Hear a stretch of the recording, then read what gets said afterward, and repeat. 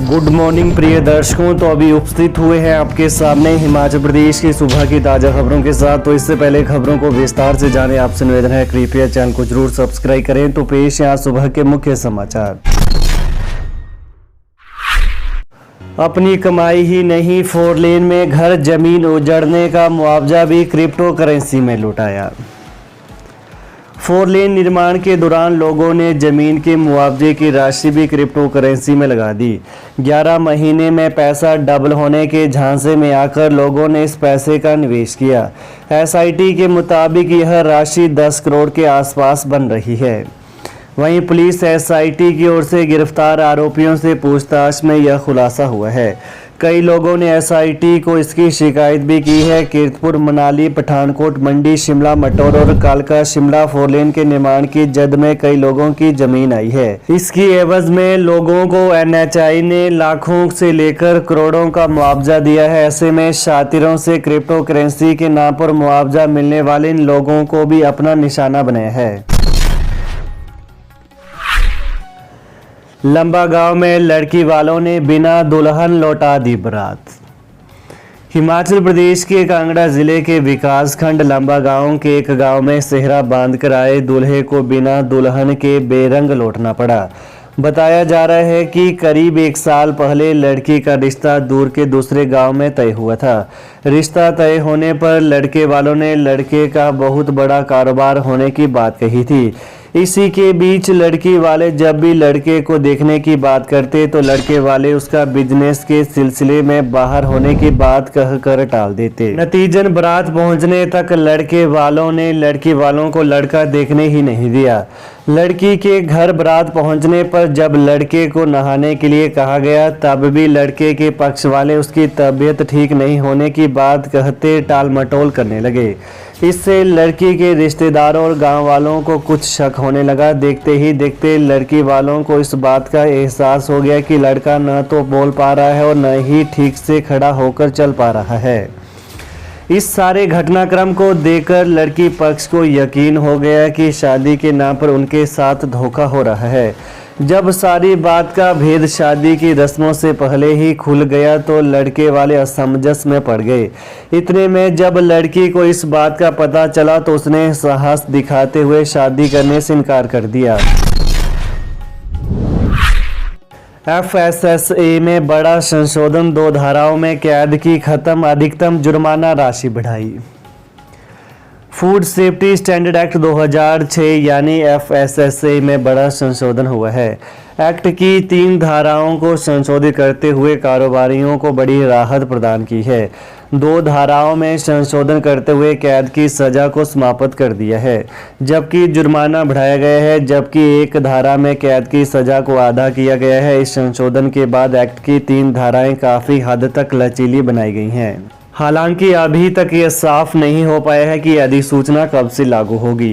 FSSA 2006 की धारा 59A के तहत असुरक्षित खाने की बिक्री करने और आरोप सिद्ध होने पर 6 महीने कैद और 1 लाख रुपए तक जुर्माने का प्रावधान था।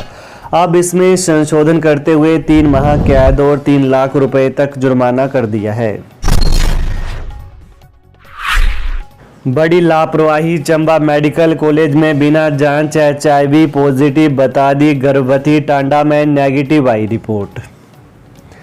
मेडिकल कॉलेज एवं अस्पताल चंबा में एक गर्भवती महिला को बिना जांच के ही एचआईवी पॉजिटिव निकाल दिया।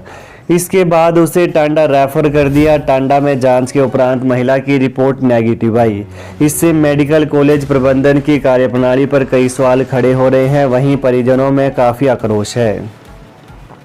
बता दें कि महिला के पति ने बताया कि उसकी पत्नी की डिलीवरी होने वाली थी। इसके चलते उसके माता पिता अल्ट्रासाउंड करवाने के लिए उसे मेडिकल कॉलेज एवं अस्पताल चंबा ले गए। यहाँ पर उसका कोई अल्ट्रासाउंड नहीं किया गया। यही नहीं, बिना किसी टेस्ट के उसकी पर्ची पर एचआईवी पॉजिटिव लिख दिया। परिजनों ने उसे इस बात की जानकारी दी तो उसके पैरों तले जमीन खिसक गई। वह मानसिक रूप से काफ़ी परेशान हो गया। उसे अपने परिवार की चिंता सताने लगी। अक्टूबर 2024 में 18 वर्ष पूरे तो भी बनवा सकेंगे वोट। 9 दिसंबर तक दावे एवं आपत्तियां दर्ज करवाएंगे वोटर। चुनाव आयोग ने हिमाचल में फोटोयुक्त मतदाता सूचियों के पुनरीक्षण शुरू कर दिया है।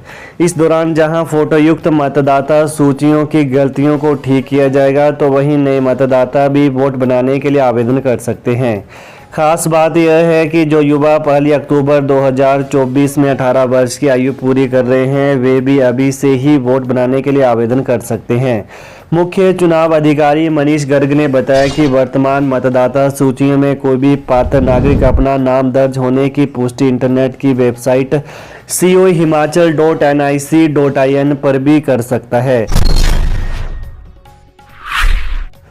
स्कूल शिक्षा बोर्ड प्रवेश परीक्षा में फेल अभ्यर्थी भी ले सकेंगे काउंसलिंग में हिस्सा। हिमाचल प्रदेश स्कूल शिक्षा बोर्ड की ओर से 2 वर्षीय डिप्लोमा कोर्स डीएलएड के लिए आयोजित प्रवेश परीक्षा में 0 अंक हासिल करने वाले अभ्यर्थी भी डीएलएड कर जेबीटी शिक्षक बन सकेंगे। हिमाचल में सरकारी और निजी संस्थानों में रिक्त सीटें भरने के लिए शिक्षा बोर्ड की ओर से काउंसलिंग प्रक्रिया 31 अक्टूबर तक चलेगी। काउंसलिंग प्रक्रिया के अंतिम दिन प्रवेश परीक्षा में 29 से लेकर 0 अंक हासिल करने वाले अभ्यर्थियों को शॉर्टलिस्ट किया है।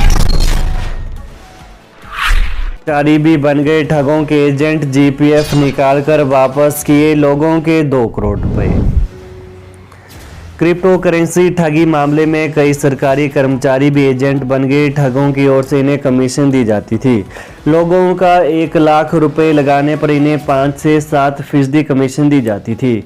हिमाचल प्रदेश पुलिस की ओर से गिरफ्तारियां और मामलों की परत खुलने के बाद ये कर्मचारी एजेंट सकते में पड़ गए।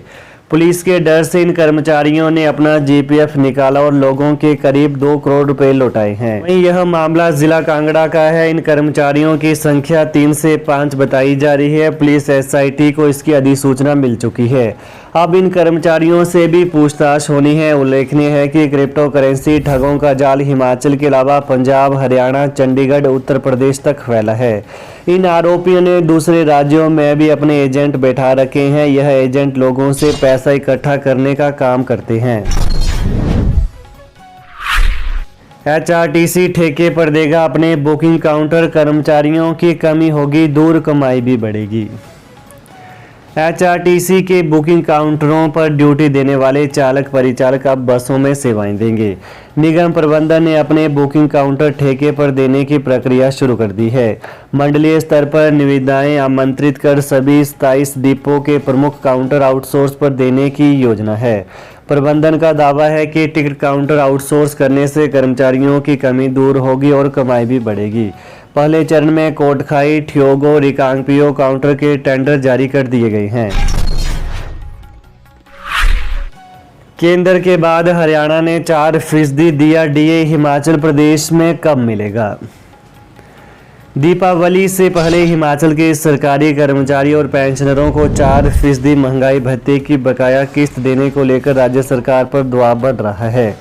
केंद्र सरकार ने अपने कर्मचारियों को 1 जुलाई 2023 से 4 फरवरी तक अतिरिक्त किस्त दे दी थी।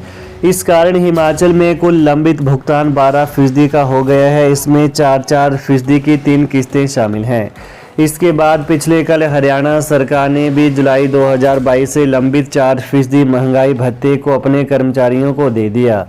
अब हिमाचल सरकार को इस बारे में फैसला लेना है। तो ये हैं प्रातः के मुख्य समाचार। तो प्रदेश की ताज़ा खबरों को पाने के लिए कृपया चैनल को जरूर सब्सक्राइब करें। धन्यवाद। जय हिंद, जय हिमाचल।